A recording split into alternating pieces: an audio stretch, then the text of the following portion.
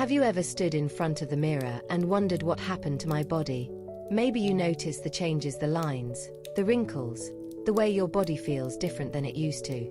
You're not alone. For many of us, after 40, the relationship we once had with our body starts to shift.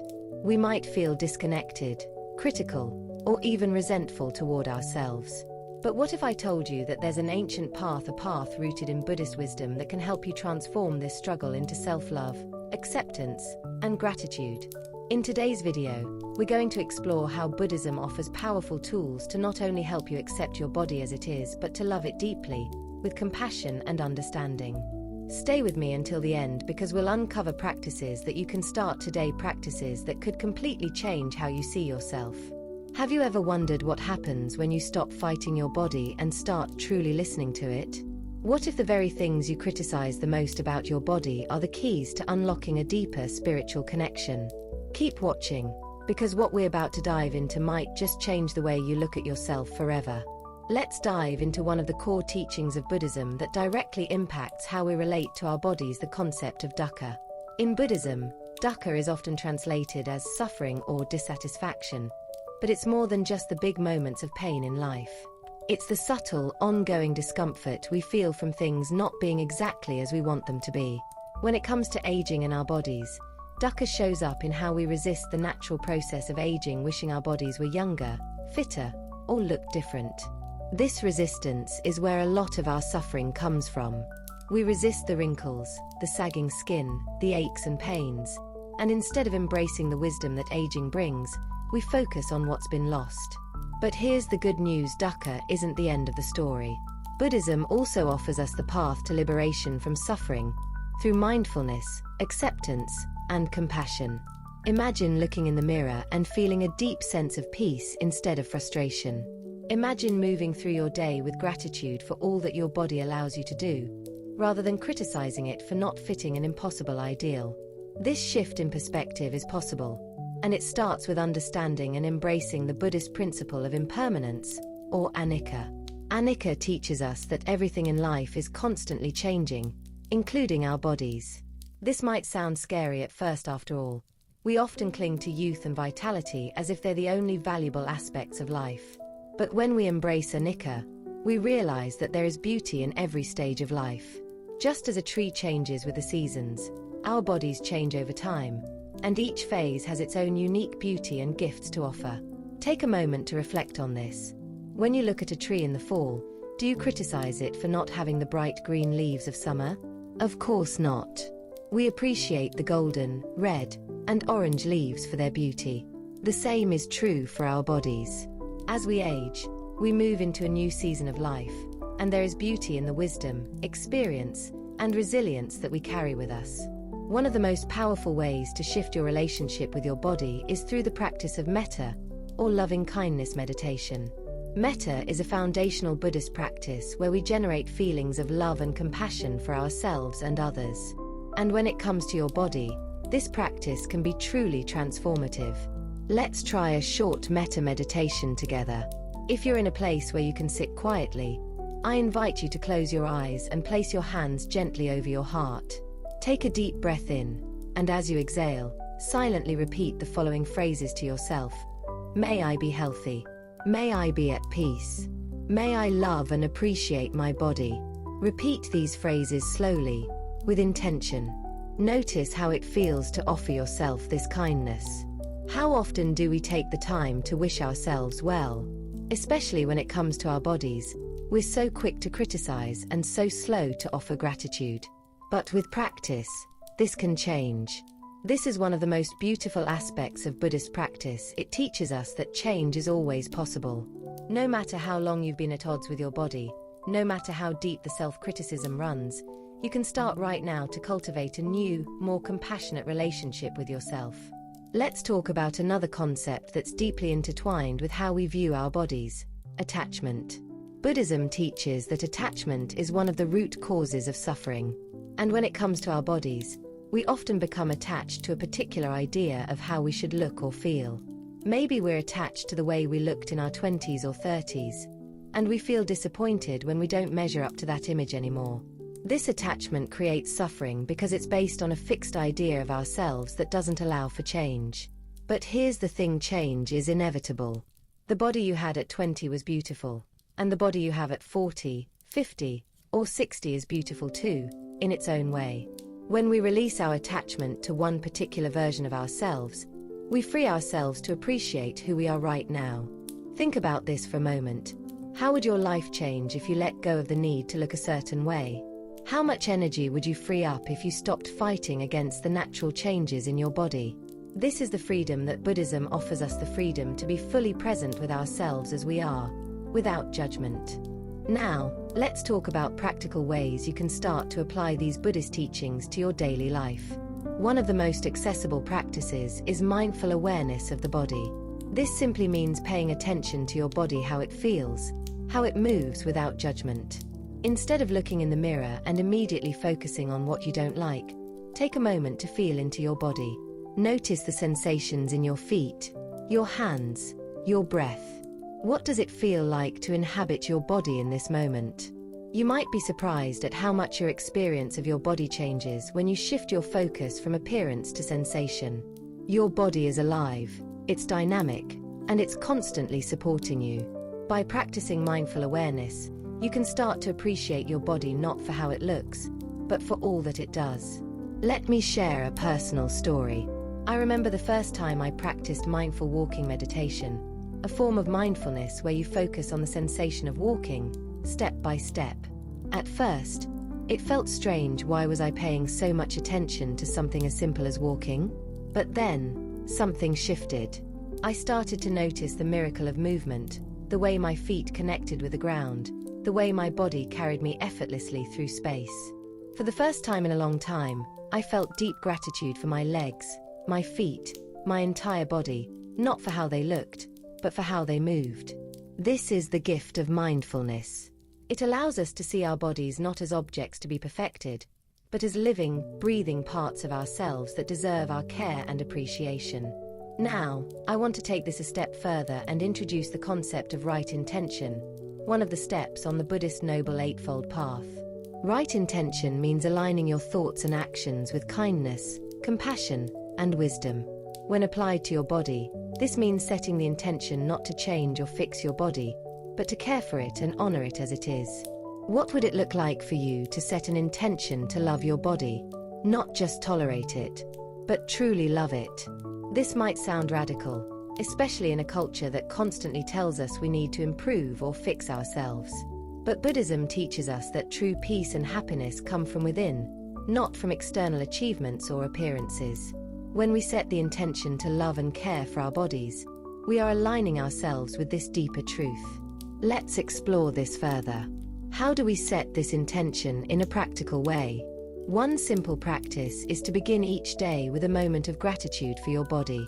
Before you get out of bed in the morning, take a few deep breaths and silently thank your body for waking up with you. Thank your lungs for breathing, your heart for beating, your legs for carrying you. This small act of gratitude can set the tone for your entire day and help shift your relationship with your body from criticism to appreciation. You can also incorporate mindfulness into your daily routines. When you're eating, take a moment to appreciate the nourishment your body is receiving. When you're moving, whether it's exercising or simply walking, notice how your body feels. Are there places of tension? Are there areas that feel relaxed? By paying attention to these sensations, you can develop a deeper connection with your body and begin to treat it with the care and respect it deserves. Another powerful Buddhist teaching that can help us in our relationship with our bodies is the concept of non-self, or anatta. This teaching reminds us that we are not our bodies. Our true selves go beyond the physical form. In Buddhist philosophy, anatta refers to the idea that the self is not a fixed, permanent entity but rather constantly changing process. Our bodies, like everything else, are impermanent, and they are not the totality of who we are. Think about this. We often define ourselves by how we look. We say things like, I am tall or I am overweight, as if these physical characteristics are the core of who we are. But Buddhism teaches us that this is a misunderstanding. Yes, we have bodies, and yes, they are important, but they are not who we are. When we release the identification with the body as the self, we free ourselves from the pressure to conform to societal standards of beauty. We stop defining our worth by our appearance. Instead, we can connect with a deeper sense of self that is rooted in awareness, compassion, and wisdom. This doesn't mean that we should ignore our bodies or neglect them. On the contrary, when we stop identifying with our bodies, we can actually take better care of them because we're no longer acting out of fear or insecurity. We care for our bodies because they are the vehicles through which we experience the world, not because we need them to look a certain way to feel worthy. Let me share another Buddhist practice that can help deepen this understanding: the body contemplation meditation. In this meditation, we bring mindful awareness to different parts of the body, reflecting on their impermanence and interconnectedness with the rest of the world. This practice helps us move beyond the superficial and cultivate a deeper sense of connection and gratitude for our bodies. Here's how it works.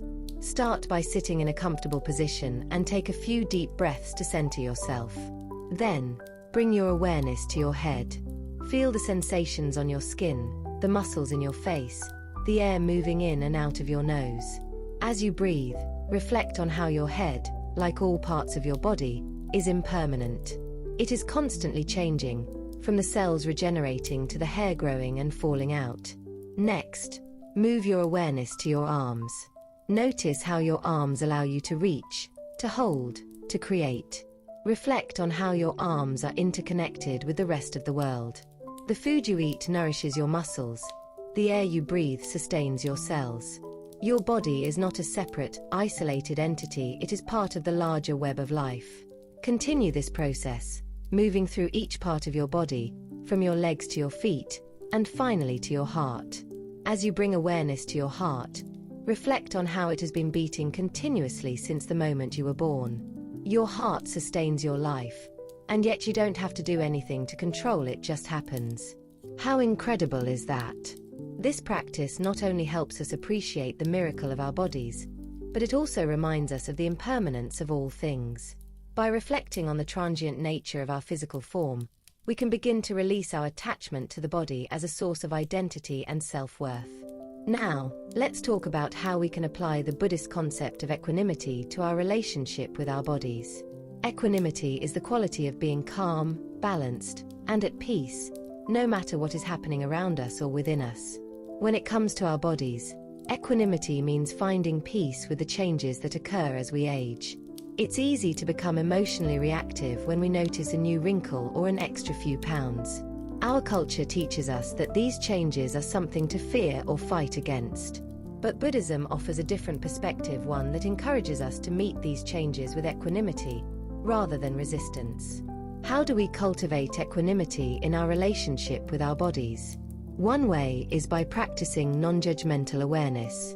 This means noticing the thoughts and feelings that arise when we think about our bodies, but not attaching to them. For example, if you look in the mirror and feel a wave of self-criticism, you can simply observe that thought. I notice that I'm feeling critical of myself right now. Then, let it go. This practice helps us create space between ourselves and our thoughts. Instead of getting caught up in negative self-talk, we can step back and observe it with curiosity and compassion. Over time, this allows us to cultivate a more balanced, peaceful relationship with ourselves. Let me offer another practical example of how to cultivate equanimity. Imagine you're getting ready in the morning and you notice that your clothes don't fit the way they used to. Instead of immediately feeling frustrated or ashamed, pause for a moment. Take a deep breath. Notice the thoughts and feelings that are arising without judging them. Then, gently remind yourself that these thoughts are just that, thoughts. They do not define you. By practicing equanimity, we can move through life with a sense of ease, accepting the changes in our bodies with grace rather than resistance. Another important Buddhist concept that can help us shift our relationship with our bodies is right speech. In the Noble Eightfold Path, right speech refers to speaking truthfully and kindly to others. But what about the way we speak to ourselves? How often do we engage in harsh, critical self-talk when we think about our bodies? Right speech isn't just about the words we say to others, it's about the internal dialogue we have with ourselves. In Buddhism, we are encouraged to speak words that are truthful, helpful, and kind. This same principle can be applied to how we talk to ourselves about our bodies. The next time you catch yourself saying something unkind about your body, pause. Ask yourself, would I say this to a friend? If the answer is no, then it's time to change the narrative. Replace the critical thought with a more compassionate one. Instead of saying, I look so old, try saying, my body has carried me through so many experiences, and I am grateful for it. This shift in language might feel awkward at first, especially if you're used to being critical of yourself. But with practice, you'll begin to notice how much more peaceful and accepting your inner dialogue becomes. It's also important to acknowledge that our relationship with our bodies doesn't exist in a vacuum. We are constantly bombarded by messages from the media and society about how we should look, especially as we age. These messages can be incredibly harmful, leading us to feel inadequate or unworthy if we don't meet certain standards of beauty. Buddhism teaches us that we can't control the external world, but we can control how we respond to it. When we encounter images or messages that make us feel bad about our bodies, we can choose to disengage. We can remind ourselves that these standards are arbitrary and do not determine our value. This is where the practice of wise consumption comes in. Wise consumption refers to being mindful of the information, media, and experiences we take in. Just as we nourish our bodies with healthy food, we can nourish our minds with positive, uplifting content that supports our well-being. Take a moment to reflect on the types of media you consume on a daily basis. Are you following accounts or watching shows that make you feel worse about yourself? If so, consider making a conscious choice to limit your exposure to these types of messages. Instead, seek out content that uplifts and inspires you, content that encourages self-compassion, mindfulness, and acceptance. Finally, I want to return to the idea of impermanence and how it can be a source of empowerment, rather than fear. When we embrace the fact that our bodies are constantly changing, we can let go of the need for control and perfection. We can begin to appreciate the beauty in every stage of life, knowing that nothing is permanent, but that this impermanence is what makes life so precious. In Buddhist practice, there is a meditation on death called Maranasati, which is designed to remind us of the impermanence of life and the importance of living with intention and awareness. While this may sound morbid, it's actually a deeply liberating practice. By reflecting on the fact that our time in this body is limited, we are reminded to live fully in the present moment, to cherish our bodies for the time we have with them, and to treat ourselves with kindness and care. So, how do we put all of this into practice? Let's recap some of the key Buddhist principles we've discussed and how they can help us transform our relationship with our bodies. Mindfulness. By practicing mindful awareness of the body, we can shift our focus from appearance to sensation, appreciating our bodies for all they do rather than how they look.